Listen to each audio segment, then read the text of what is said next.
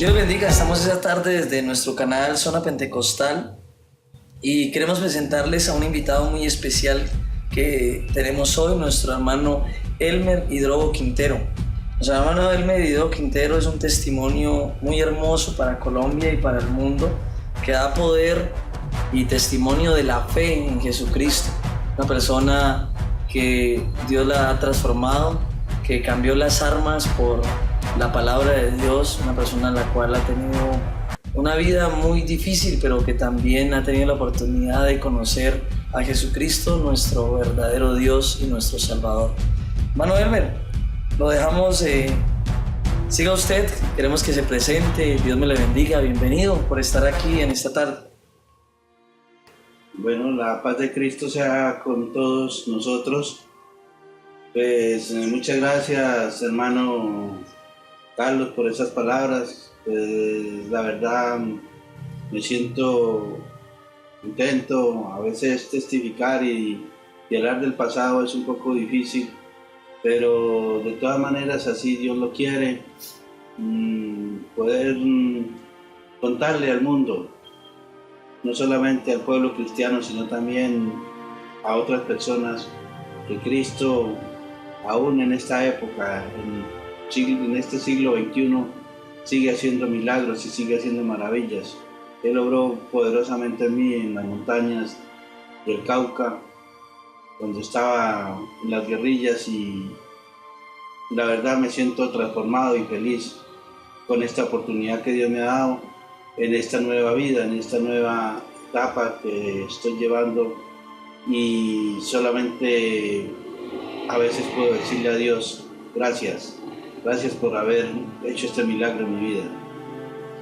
Amén. Bueno, el gusto es para nosotros, hermano Elmer Hidrobo Quintero, poder transmitir este mensaje de vida, un mensaje de esperanza y un mensaje para un país que también necesita no solo colocar la mirada en lo que dicen los hombres, sino en lo que dice Dios como tal, porque el mundo desea la paz, pero Dios da la paz de una manera diferente. Yo quiero introducir en este reportaje, que usted nos cuente un poco sobre su vida. Vamos a iniciar hablando de su niñez, cómo fue su niñez. Todo, pues esta historia tiene un comienzo, ¿no? Y el comienzo es desde que nosotros venimos a este mundo. Algunas personas piensan que no hay sentido por el cual vivir, otros no están conformes con la vida que viven, otros ya se resignaron. Pero yo quiero iniciar diciendo con usted cómo inició desde su infancia, desde su nacimiento, que nos contara un poco acerca de esa parte de su vida para ir introduciendo a las personas que nos escuchan en el desenlace de cómo Dios lo cambió y le transformó la vida a usted. Sí, la verdad, yo nazco en un hogar de una familia del municipio de Tambo, en el Cauca. Una familia aparentemente normal, con todas las dificultades, con todas las situaciones, que vive una familia que está alejada de Dios. Aunque mis padres se declaraban católicos, el ejercicio de vida de ellos era totalmente distinto, alejados de Dios. Mi padre utilizaba mucho el licor. Mi mamá, a pesar de que era una mujer muy trabajadora, la preocupación por sus hijos no era tan seria, digámoslo así. Era un poco complicado nuestra vida. Yo soy el tercero de 8 hermanos del matrimonio de mis padres, pero a la edad de 3 años yo soy separado de ellos y soy enviado a una finca cercana al Tambo. Allá comienzo a crecer en esa finca, y la verdad, infancia creo que no tuve. Yo mismo algunas veces hacía los juguetes, pero todos los juguetes que yo aprendí a hacer eran juguetes que correspondían a cuestiones de violencia. Hacía cuchillos de palo, hacía pistolas de palo y espadas de palo, de madera, y todo eso enfocado. Y fue una niñez en la soledad, criado por una abuela, pero mi abuela tenía muchos compromisos en la finca Entonces yo simplemente, el consuelo mío era sentarme al pie de un árbol y a veces llorar mi soledad, soñando con muchas cosas como niño, pero ya creciendo con una mentalidad distorsionada, como con una mentalidad en contra de la misma sociedad en la cual me estaba creciendo. En esos momentos tenía visitas esporádicas a mis padres, pero cada que llegaba a la casa encontraba a mi papá borracho, insultando y golpeando a mi madre, entonces eso comenzó a crear un ambiente más difícil. Yo me llené de mucho resentimiento, no solamente hacia mi madre porque me había separado de ella, sino también a mi padre por las continuas golpizas que le daba a mi mamá. Y eso me fue llenando de mucha amargura y de muy malos ejemplos y de muy malos hábitos. Y comencé a ser, aparte de ser un niño solo, un niño aislado, comencé también a crear unas situaciones en mi mente donde yo comenzaba a hacer justicia por mi propia mano de todas esas situaciones. De ahí que parte de mi infancia fue una situación en la que me llevó luego a tomar otros caminos alejados completamente de una calidez familiar, de un amor familiar. Por eso mi primer llamado hacia las personas que me escuchan es cuidar el entorno familiar, cuidar a sus hijos. La psicología nos dice que uno debe ser amigo de sus hijos. Yo realmente pienso que uno, si tiene hijos, debe ser padre de los hijos. Así como el Señor es Padre nuestro, nosotros también debemos ser padres para poder educar con templanza, con ciertas características que esta palabra nos da y seguir adelante en este camino, avanzando hacia lograr los objetivos que Dios nos ha propuesto a nosotros, que es la salvación y la vida eterna. Hermano Elmer Hidro, yo quería preguntarle, usted pues, contándonos un poco sobre su niñez. Esta entrevista pues va dirigida a conocer su testimonio, ¿no? Yo quería preguntarle a los cuántos años usted, después de haber suscitado este tipo de cosas que de pronto inician desde el hogar, usted incursionó a las armas, al mundo de las armas, de la guerra, de la revolución, de todo este tipo de cosas que en nuestro país escucharlo es el pan diario de cada día, pero escuchar que una persona sea transformada es algo que realmente uno lo deja sin palabras. Pero ¿a los cuántos años usted ingresa digámoslo así en estos términos colombianos, a la guerrilla como tal? Sí, yo, debido a todas esas circunstancias anteriormente comentadas, comienzo a inclinarme hacia algunas situaciones de violencia. Me imaginaba yo mismo haciendo violencia, me imaginaba yo mismo haciendo justicia por mi propia mano contra todos y contra cualquier acto de injusticia que se cometiera con una otra persona. Entonces soñaba con ser defensor de esas personas que como yo estaban creciendo. Por eso hice mi primaria con muchas dificultades y dentro también hacer parte de la secundaria en el Colegio Liborio Mejía del Tambo, Cauca. Y allá comienzo a conocer unas personas, unos personajes que habían llegado con el propósito de sembrar en los corazones juveniles la idea de la revolución.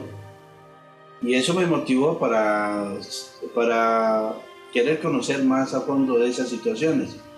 Estos personajes eran Osvaldo Gómez, que era el encargado de conformar la zona de guerra en la parte del Tambo, de la organización Ejército Popular de Liberación y el Partido Comunista Marxista-Leninista. También estuvo como profesor del colegio Rosenberg Pavón, militante del M-19, después conocido como el comandante 1, comandante guerrillero del M-19. Estas personas comenzaron a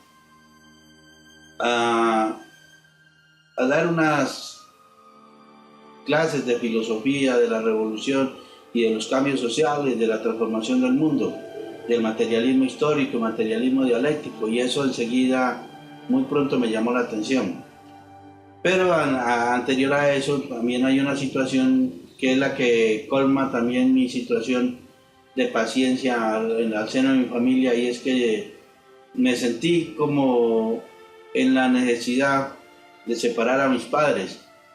Por eso yo los reuní y les dije que era lo mejor que podían hacer ellos, era separarse, y casi los obligué a una separación.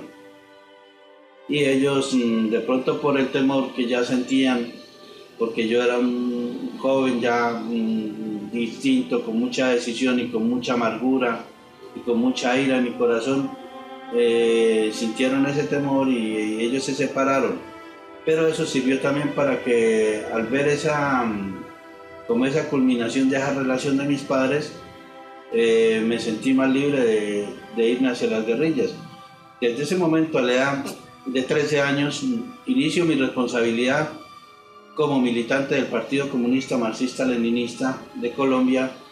Entré a ser parte de la Juventud Revolucionaria de Colombia, y de ahí directamente paso a ser vinculado al Ejército Popular de Liberación, que era el brazo armado del Partido Comunista Marxista-Leninista, y conservar algunas relaciones con otros partidos de izquierda, como el Partido Comunista Colombiano, que apoyaban en cierta forma a las Fuerzas Armadas Revolucionarias de Colombia. Ahí doy mis primeros pasos hacia la revolución, hacia los grupos alzados en armas. Comienzo a dirigirme hacia los lados de las zonas de conflicto por las tierras en Silvia, Cauca, Jambaló, Cauca, y toda esa área donde los indígenas, bambianos y paeses luchaban por la recuperación de sus territorios y en contra del terrateniente. Y ahí comienzo a hacer mis primeros pinitos en la revolución y en los primeros enfrentamientos que tuve con la fuerza pública.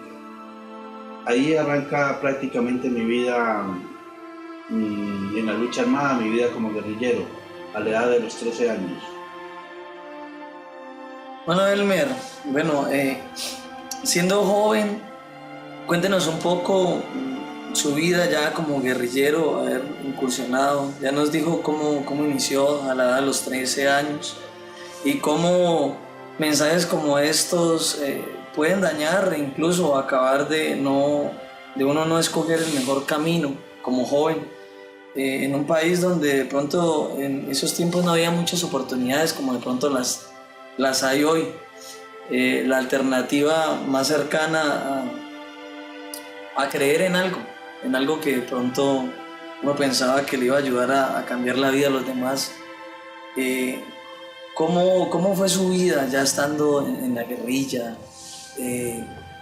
¿Cómo era su comportamiento? ¿Cómo cambió su carácter? ¿Cómo cambió su estilo de vivir, de mirar este mundo? ¿Qué pensaba usted de nuestro país? Cuéntenos esa parte, Manuel. Sí, hay una vuelta total en mi vida, porque aunque de niño no se me habló mucho de Dios, es más, me parece que se me habla más de Dios en estos grupos ya alzados en armas, pero no como algo bueno, sino como algo negativo, como algo malo.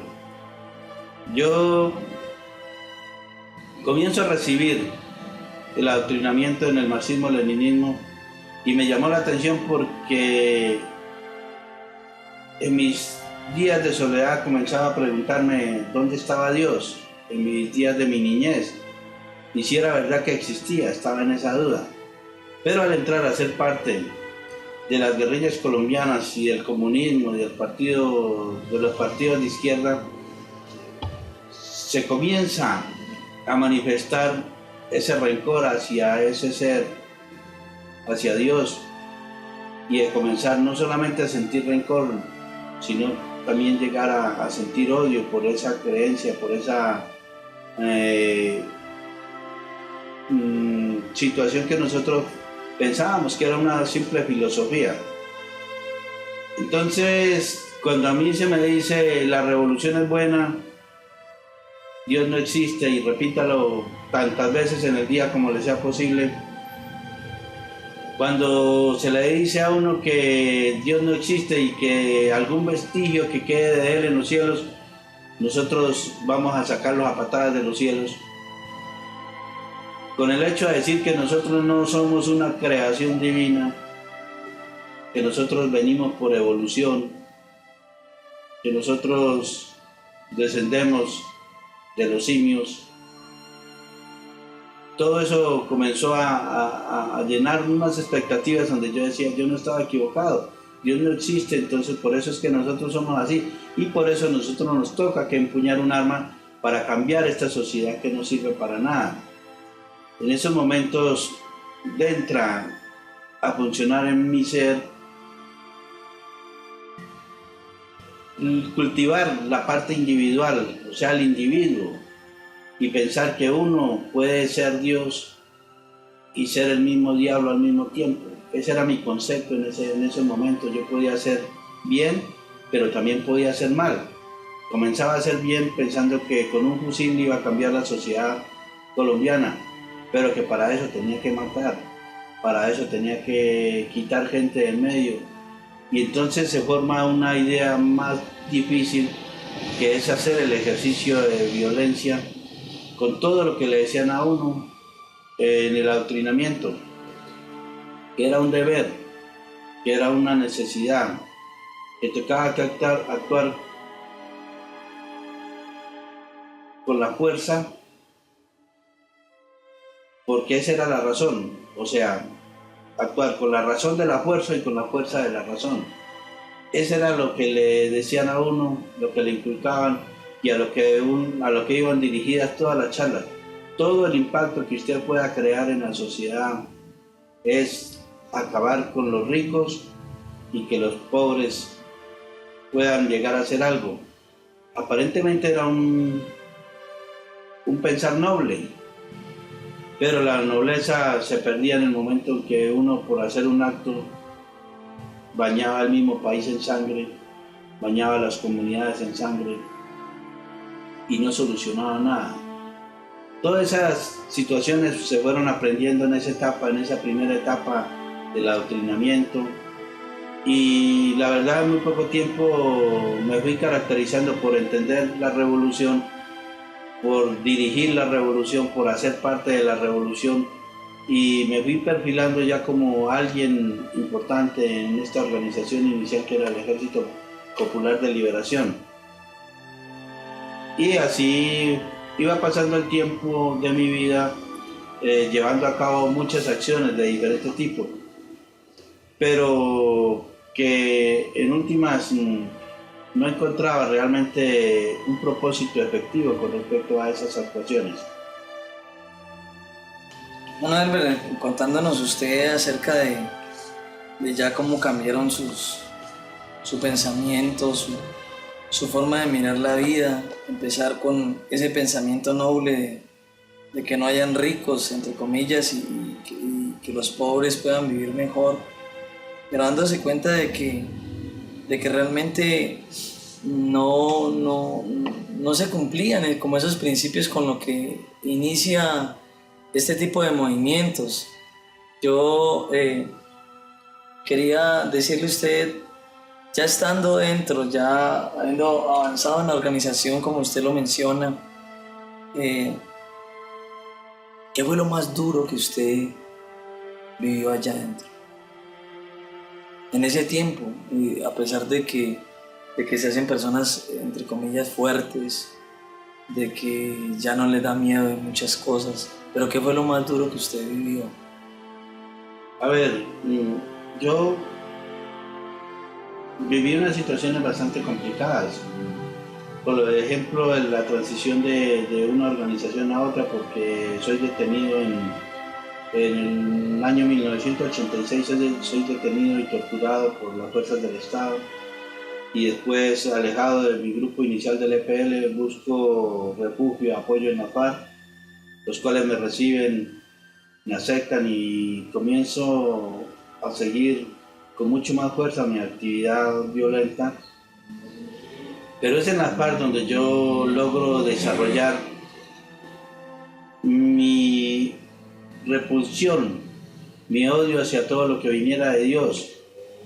Es en la FARC donde, y no quiero con esto estigmatizar a la FARC, ni satanizar a la FARC, porque yo estoy muy seguro, y allá conocí a muchas personas, guerrilleros, comandantes y diferentes personas que creen en Dios, que están seguros de que en algún lugar de este mundo hay alguien tocando una hermosa melodía para nosotros, pero que esa convicción de la violencia y ese deseo de cambiar la sociedad era mucho más fuerte, me llevó a mí a que esa adversión que yo sentía por Dios se materializara en esos momentos allá. Una de mis etapas más difíciles no eran los enfrentamientos directos con la fuerza pública. Yo iba feliz a los combates y peleaba contento. A veces salía corriendo o a veces acababa corriendo, pero esa era mi felicidad. Pero, y no tenía ese temor. Pero un acontecimiento que sí cambió mi vida, cambió todo mi ser, fue en el momento que yo comienzo a materializar mi odio hacia los evangélicos y especialmente a los pentecostales que estaban en la región. Ese odio se ve materializado en buscar pretextos para acabar con la obra de Dios. Hoy me doy cuenta que como no es obra de hombres, no se puede acabar. Y que Dios defendía a su pueblo. Pero allá en el Patía, donde yo operaba, ocurrieron muchas situaciones difíciles y duras para mí en este momento, que fue la expulsión del pastor Clemente Espinosa de la zona de la Mesa Patía, los crímenes contra los evangélicos pentecostales. Ya murió el hermano Wilson Muñoz, líder de evangelismo de jóvenes, simplemente por no aceptar, cambiar de mentalidad. Prefirió morirse defendiendo su posición con respecto al evangelio. Es más, sus últimas palabras fueron esas: si muero, muero por causa de Cristo, y efectivamente así murió.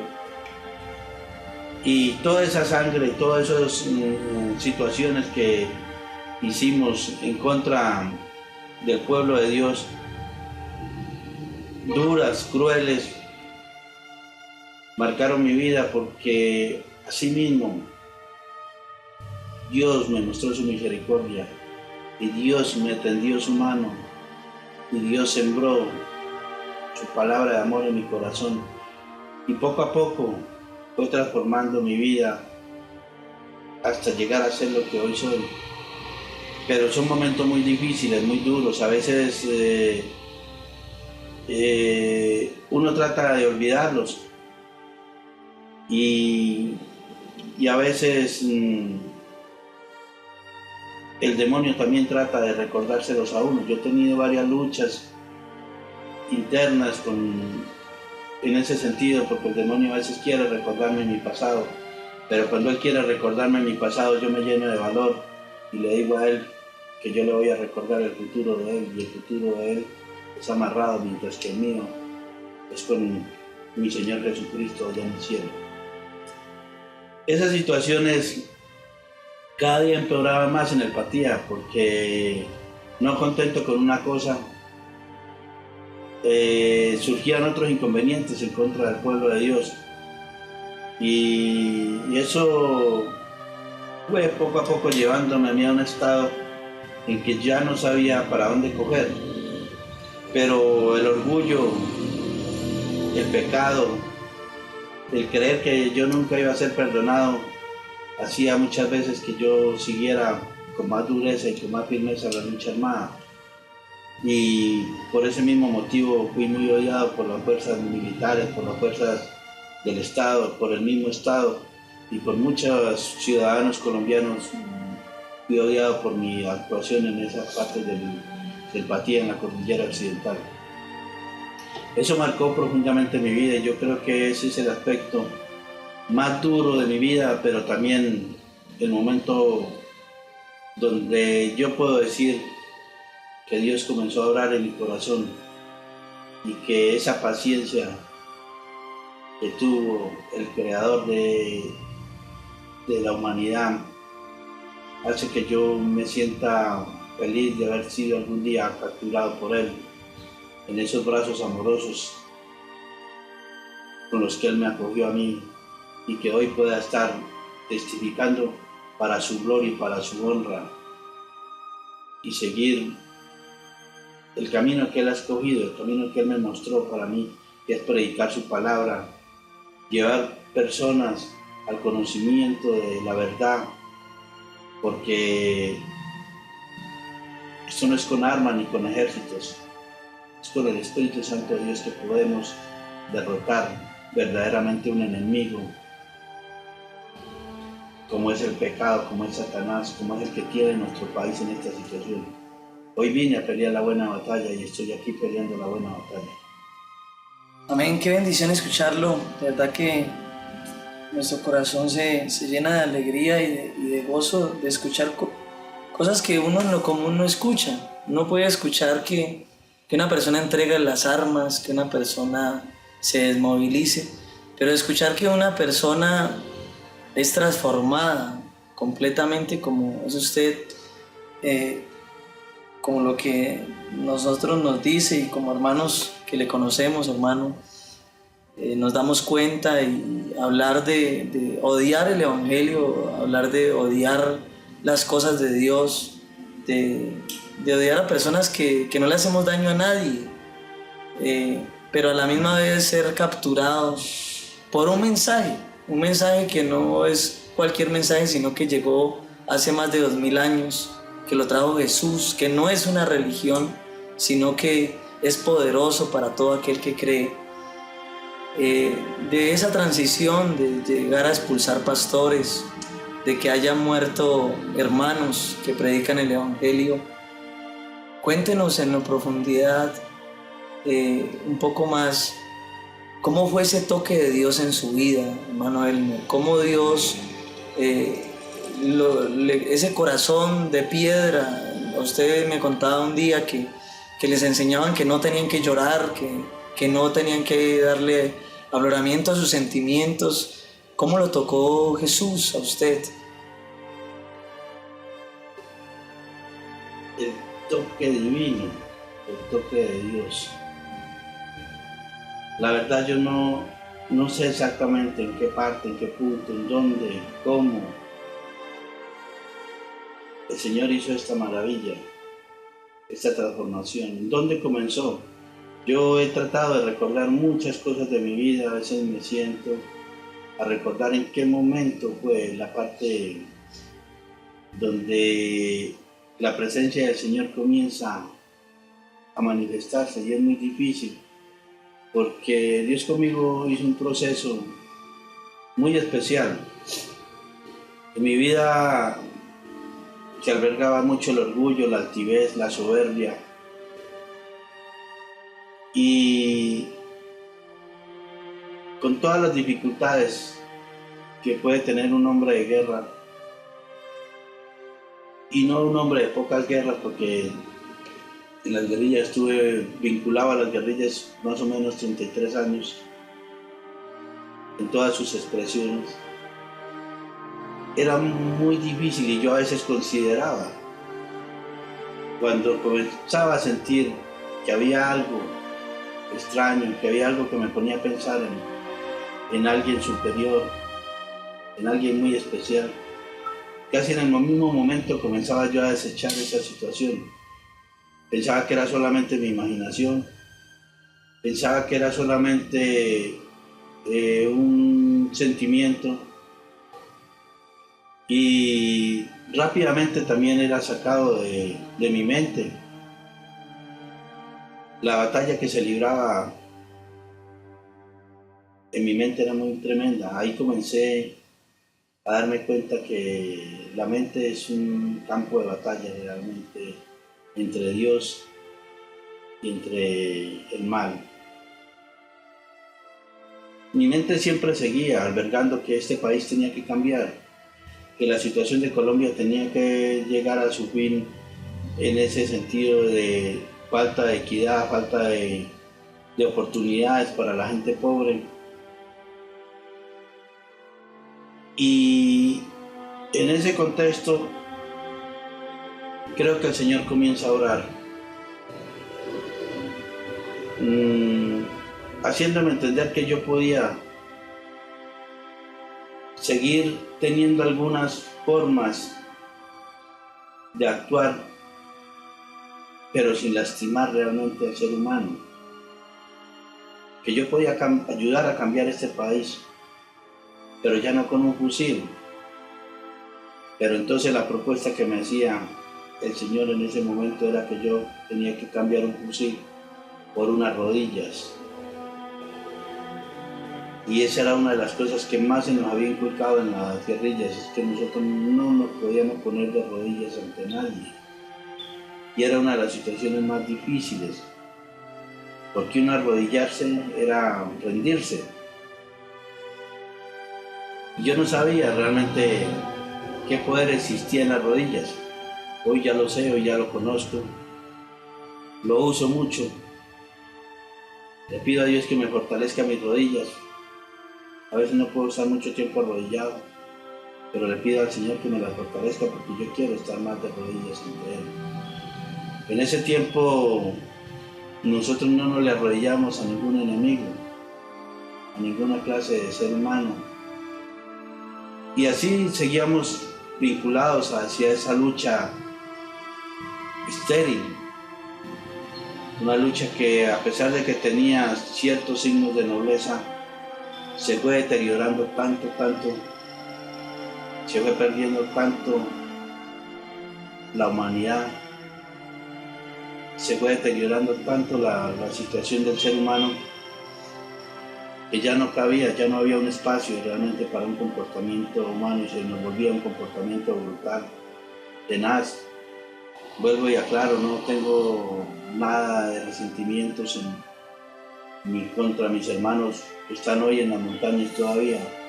Antes, al contrario, mi mensaje hacia ellos es que los amo mucho más en el amor a Jesucristo, que doblo mis rodillas diariamente pidiéndole al Señor que así mismo como Él fue capaz de rescatarme de allá,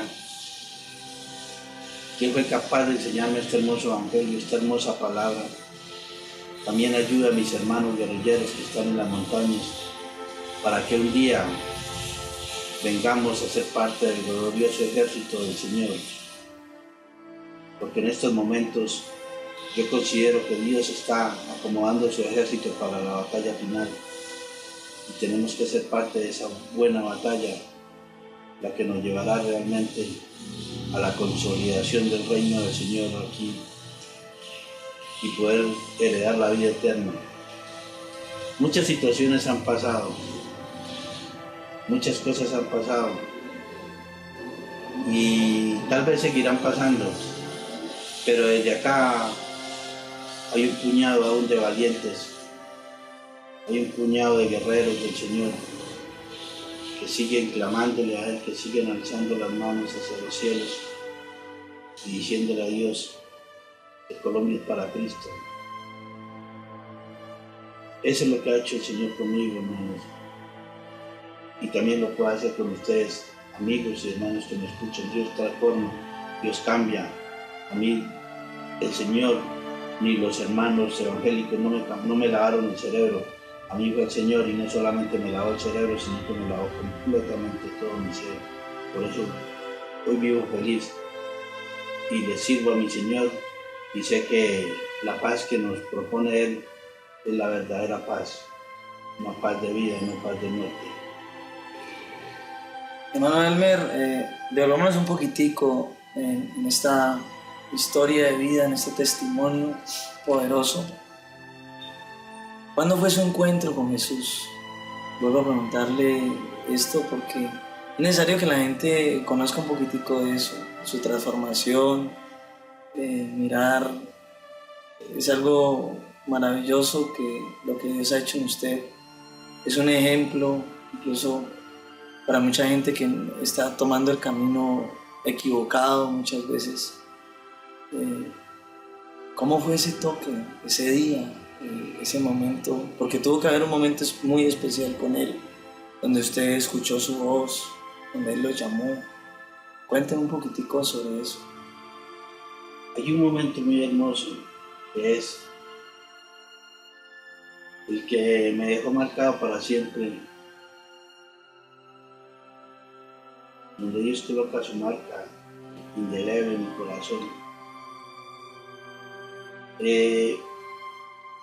Hubo un momento de dificultad que nosotros pasamos en las guerrillas y es por parte de una agresión hacia las zonas donde nosotros operábamos, donde éramos fuertes, por parte del Ejército Nacional, por parte de otro grupo guerrillero del Ejército de Liberación Nacional y por otro lado por parte de los rastrojos y organizaciones paramilitares. Se desarrolla un operativo prácticamente de exterminio en contra del 8º Frente de la FARC y en muy poco tiempo, podemos decir que en un mes, el 8º es bastante diezmado, las guerrillas muy mermadas, dan de baja al comandante superior y se forma un caos bastante tremendo. Tan es así que muchos comandantes de milicias comienzan a desmovilizarse y a colocarse el uniforme del ejército y a regresar a las zonas en busca de otros guerrilleros y a seguir desarrollando combates. Esa situación me afectó a mí porque comencé a ser bastante perseguido, llegando al término donde prácticamente en pocos días me dejan sin ningún nombre de confianza, sin ninguna persona que me pueda ayudar, ni ninguna forma de repeler los ataques del ejército. Literalmente me quedo solo en las montañas del Patía. Allá en esos momentos me escondía yo de todo el mundo, de todas las personas me escondía. Y en una de esas situaciones de estar escondido me encontré casi de frente con un evangélico pentecostal, donde yo quedo asustado y él manifiesta su alegría por encontrarme y comienza a predicarme la palabra de Dios. Comienza a mostrarme el amor de Dios y comienza a decirme cuánto me ama Dios. Es en ese momento donde Él me regala, me dice, abramos la Biblia, verá que ahí hay una promesa para usted. Yo voy a abrir la Biblia y verá que ahí hay una promesa para usted. Y abre la Biblia y encuentra en Isaías 41:10, donde dice, Señor, no temas porque yo estoy contigo, no desmayes porque yo soy tu Dios que te esfuerzo, siempre te ayudaré, siempre te sustentaré con la diestra de mi justicia. Yo sentí esas palabras que me llenaban, que alegraban mi vida, y las tomé para mí. Pero en algunos momentos de mi existencia hacía falta algo. Tal vez el orgullo no me dejaba seguir avanzando hacia Dios. Tal vez la misma filosofía en la que fui educado por los marxistas, leninistas, me decía que ese no era el camino. Y esa palabra de ellos, palabra entre comillas de ellos, seguía repercutiendo a veces en mis oídos, y volví a recordar los días de adoctrinamiento de ellos cuando decían que cuando la vida no tenía ningún valor, el suicidio era un deber. En esos momentos de persecución el ejército se había comprometido a darme de baja, pero no sabían que Dios se había comprometido a darme de alta. Por eso yo tomo la decisión, acorralado por el ejército, tomo la decisión de suicidarme. Yo dije en medio de mi orgullo que no me iba a dejar ni capturar ni matar por el ejército, que no les iba a dar esa oportunidad, que lo iba a hacer yo mismo. Y es así como puedo decir que Dios me lleva a un sitio en esas montañas de la cordillera del Patía, en un sitio llamado el Infiernito. En ese sitio del Infiernito hay una cueva pequeña, una roca muy grande, pero la cueva es pequeña, y allá fui llevado yo. Y ese sitio yo lo había escogido, llegué a ese sitio con el fin de matarme, con el fin de acabar con mi vida para no darle gusto al ejército. Casi cayendo la noche, llegué ahí a la cueva. Era una cueva pequeña, no podía estar sentado. Entonces me acosté encima de unas piedras, me recosté como pude y comencé a tapar la entrada con algunas ramas de algunos arbustos que habían ahí al pie de la cueva. Sabía que el ejército estaba avanzando hacia la cueva también, y yo sabía que mi momento también había llegado. En ese momento se desata una lluvia torrencial, lluvia, relámpagos, truenos, algo nunca visto en mi vida, algo que para mí era muy duro porque sentía que no solamente el agua caía afuera, sino que muy pronto la cueva se comenzó a llenar también de agua y a juntarse con la tierra y volverse lodo, y comenzó a taparme, comenzó a cubrirme esa agua y ese lodo.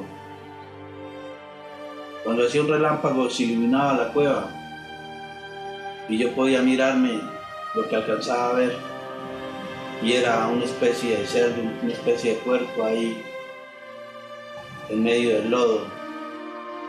Entonces llegaba a mi mente: hasta tal punto has llegado, comandante Jerónimo, después de que eras un orgulloso comandante, mira ahora tu estado, ya no sirves para nada. En ese momento alcé la pistola, me la puse en la cabeza para dispararme, pero en medio del trueno y la lluvia escuché una voz que me dijo: no lo hagas. Yo pensé que por la misma suavidad de las palabras era mi imaginación, o era algo distinto, o era la lluvia, o era el ruido que me hacía oír esas cosas. Seguía lloviendo, afuera y adentro. Volví otra vez, alcé la pistola, me la coloqué en la cabeza. Intenté dispararme. Volví a escuchar la voz: no lo hagas. A veces pensaba yo que estaba soñando, que estaba delirando, que había algo distinto en esa cueva, no sabía qué era. La tormenta seguía, no paraba. Ya sentía los pasos del ejército allá al pie de la cueva. Intenté la tercera vez, no fui capaz. Pero hubo un momento en que el espíritu maligno me tomaba y me decía: ya no sirves para nada, no sirves para nada, te van a matar, hazlo tú. Y en ese momento dije: ya no resisto más, definitivo, voy a matarme. Alcé nuevamente la pistola, me la coloqué en la cabeza, y cuando iba a accionarla, escuché claramente que una voz me dijo: no lo hagas, no lo hagas, que yo te amo. Voy a escuchar ahora nuevamente: tú eres mi hijo, yo te amo. En ese mismo instante yo sentí que algo me acariciaba la cara y me limpiaba todo el mugre, todo el barro.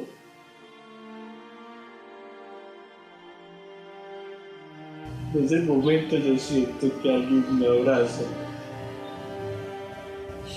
Y no contento con eso me da un beso también. No le importó lo sucio que yo estaba. No le importó lo fuerte que yo estaba y me abrazó.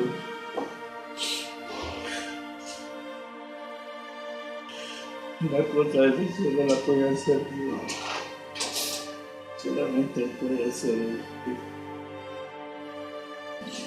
Yo sentí su abrazo, su amor. Sentí su calor. No pude más. Solté la pistola. Dije: Señor, yo no puedo arrodillarme aquí donde estoy, tú lo sabes. Pero dame la oportunidad de arrodillarme en otra parte y yo lo hago. Yo no dependo de mí. Yo dependo de Dios. Ya no vivo yo en mí. Cristo vive en mí. Desde ese momento me sentí liberado.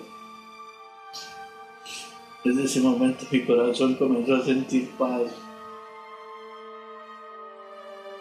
Desde ese momento comencé a sentir algo distinto por las demás personas. Desde ese momento el Señor le comenzó a dar paz a mi corazón.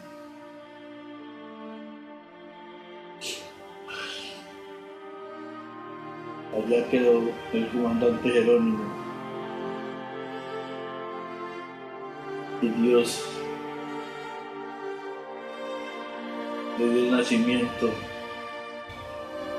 a alguien que hoy la Iglesia Pentecostal conoce como Santiago Paz, como Santiago Biblias. Dios me cambió el nombre, también me cambió el nombre de guerra como Jerónimo Guerra Guevara. Y hoy me conoce el pueblo cristiano como Santiago Paz, o Santiago Biblias. Eso es lo que hace este Dios tan grande que yo tengo. Eso es lo que hace este Dios tan grande que usted tiene, hermano. Y ese es el Dios que usted puede tener, amigo que me escucha.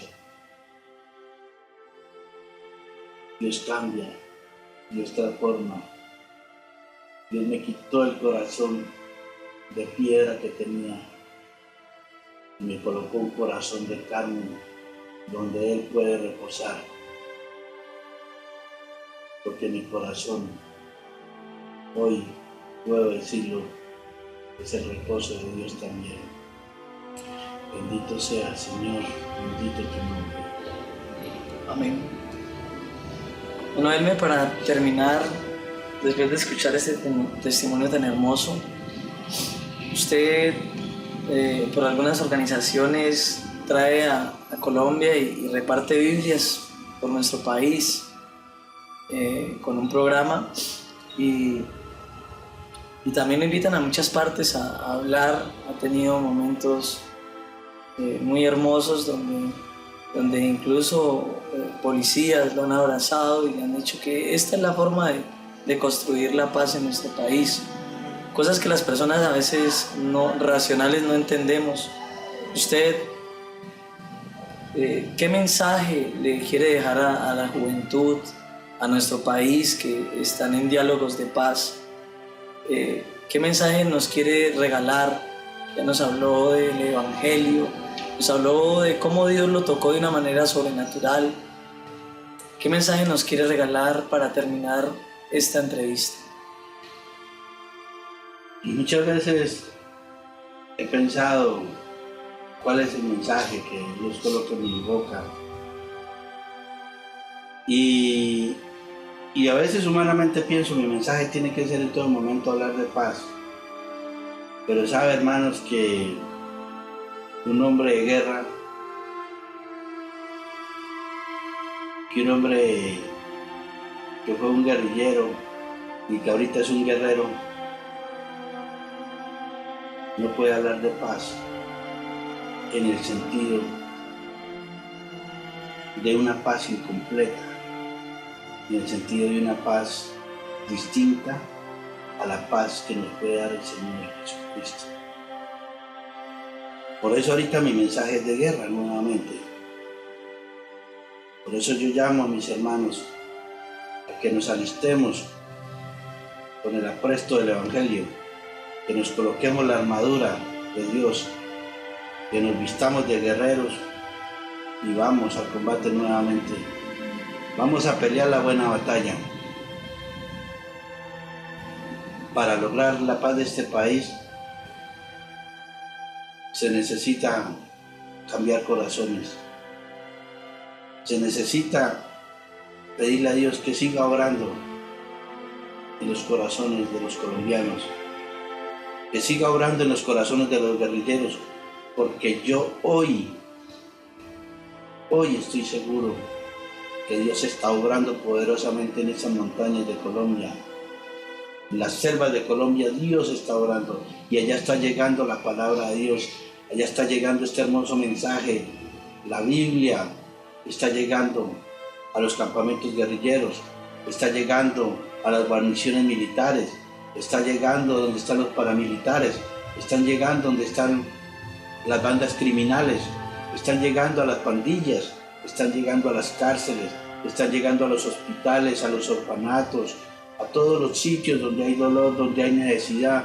Esta palabra está siendo llevada.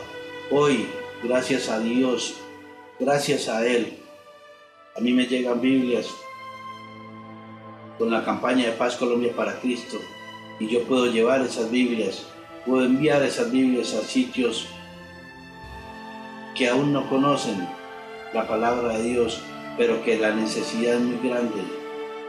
Aquí de hecho en Popayán se hacen muchas actividades con los jóvenes de la Iglesia Central, haciendo evangelismo extremo, evangelismo al parque, evangelismo sobre ruedas, evangelismo al semáforo,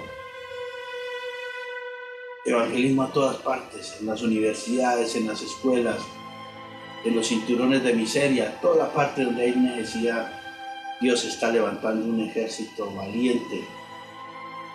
La otra vez podíamos decir, la mies es mucha y los obreros pocos, y los pocos somos flojos.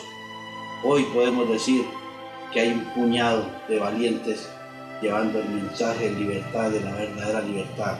Y ese mensaje hoy también está llegando a mis hermanos guerrilleros. Yo estoy seguro que en cualquier momento Dios les permitirá a ellos también ser hombres de Dios, ser hombres de Él. Y sé que ellos pelearán también la guerra porque ellos saben, tienen experiencia en la guerra. Y al que mucho se le ha perdonado, mucho se le ama. Y el corazón de los que hemos sido perdonados de tantos males que hemos hecho, se nos vuelve un corazón muy sensible, mis hermanos. Hoy el mensaje para Colombia y a los que están en La Habana y Cuba es que no saquen a Dios de la mesa de los diálogos. Si sacan a Dios de la mesa de los diálogos, no habrá paz en nuestro país. No se podrán desarmar los corazones. Pero yo estoy muy seguro que el Señor seguirá obrando. De hecho, en La Habana hay guerrilleros cristianos ya. De hecho, en algunos lugares de las montañas de Colombia hay guerrilleros que han sido tocados por el Señor y están cumpliendo una misión allá dentro de la organización. De hecho, en las fuerzas militares hay ya mandos, cuadros superiores que han sido tocados por el Espíritu Santo de Dios y están cumpliendo su tarea. Muy pronto seremos el ejército de Dios, el que será convocado a la batalla de Armagedón, y podremos pelear contra las fuerzas del mal, porque a ellos no les espera sino la derrota. Hermanos, el Evangelio es el terror del infierno. Cuando ellos escuchan la palabra de Jesucristo tiemblan y van a seguir temblando, porque ya hay un grupo muy considerable y muchos serán los que se van a seguir uniendo a los escuadrones celestiales para pelear la batalla. Por eso mi mensaje hacia los colombianos es un mensaje, una voz de aliento. Dios nos ha dado las rodillas para que sigamos orando, para que sigamos clamando, porque esta batalla ya no es nuestra, esta batalla es de Dios, esta guerra es de Dios. Así se lo dijo a Josafat y así también nos lo dice a nosotros. Yo pelearé esta guerra y Dios no puede ser vencido. Solamente que nosotros sigamos humillándonos ante Dios, solamente que nosotros sigamos clamándole a Dios, solamente que nosotros sigamos teniendo fe en Dios, solamente que mantengamos la comunión perfecta con Dios, esta batalla será garantizada, porque el que dirige este escuadrón celestial es el mismo Jehová de los ejércitos. Bendito es su nombre. Amén y amén. Bueno, muchas gracias, hermano Elmer. De verdad que yo sé que este es un mensaje muy impactante para todo el que tenga la oportunidad de escucharlo por YouTube. Le agradecemos de todo corazón. Aquí haciendo la entrevista nos conmovió nuestro corazón de nuevamente al escuchar lo que Dios puede hacer en un ser humano. Que muchas personas piensan que Dios es un mito, que es una religión, que es cualquier cosa, que son un poco de locos hablando cosas sin sentido, pero que a la misma vez a veces les es difícil reconocer que esta palabra le ha cambiado la vida a millones de personas en el mundo y que lo seguirá haciendo. Bueno, Elmer, muchas gracias, lo felicitamos, que siga siendo un ejemplo para nosotros, la Iglesia del Señor, que siga con su labor de entregar Biblias por todo lado, que Dios se lo permita. Y desde zonapentecostal.net, muchas gracias y que Dios lo bendiga. Amén, hermanos. Cristo vive y viene por su iglesia.